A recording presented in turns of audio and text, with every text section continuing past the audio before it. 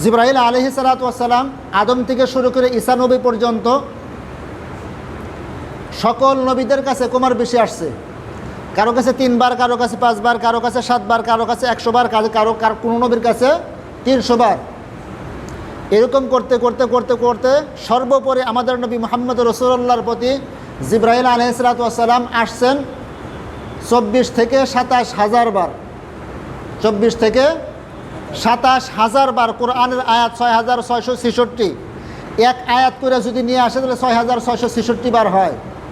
তাহলে বাকি যে এতবার আসছেন কি নিয়ে আসছেন?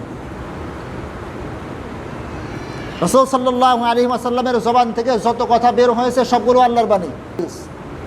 তাহলে কোরআন যেরকম মানতে হবে সত্য, কোনো প্রকার সন্দেহ নাই, হাদিসও ওইরকমভাবে মানতে হবে, কোনো প্রকার সন্দেহ নাই। তাহলে হাদিসও বাদ দেওয়ার কায়দা নাই, কোরআনও বাদ দেওয়ার কায়দা নাই।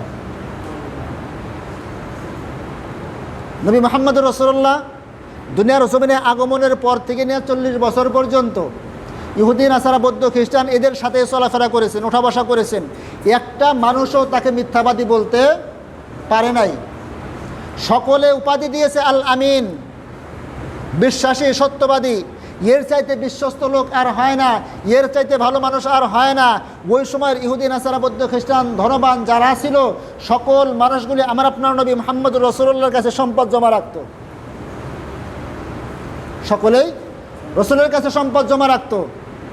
আবার ওই লোকগুলো যখন মুহাম্মদ সাল্লাল্লাহু আলাইহি ওয়াসাল্লামের কাছে সম্পদগুলো চাই, তোমার নবী মুহাম্মদ তোমার সম্পদগুলো, আমার সম্পদগুলো আমাকে দিয়ে দাও, আল্লাহ রাসূল সাল্লাল্লাহু আলাইহি ওয়াসাল্লাম যেইভাবে রাখছেন ওইভাবেই আবার ফেরত দিয়েছেন।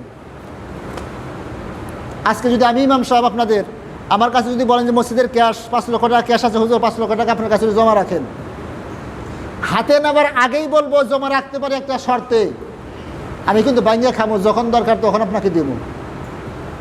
হাতে নেবার আগে আমার কথা কেটে নেওয়ার সারা, আমি খরচ করবো, যখন আপনার প্রয়োজন তখন আপনাকে দিব, ঠিক। কিন্তু নবী মুহাম্মদুর রাসূলুল্লাহ এই কাজটাও করেন নাই। যে অবস্থায় দিয়েছেন ওই অবস্থায় রেখে দিয়েছেন, যখন চাইছেন সে অবস্থাতে আবার ফেরত দিয়েছেন। একটা লোকও ওই সময়ের মিথ্যাবাদী বলতে পারে নাই।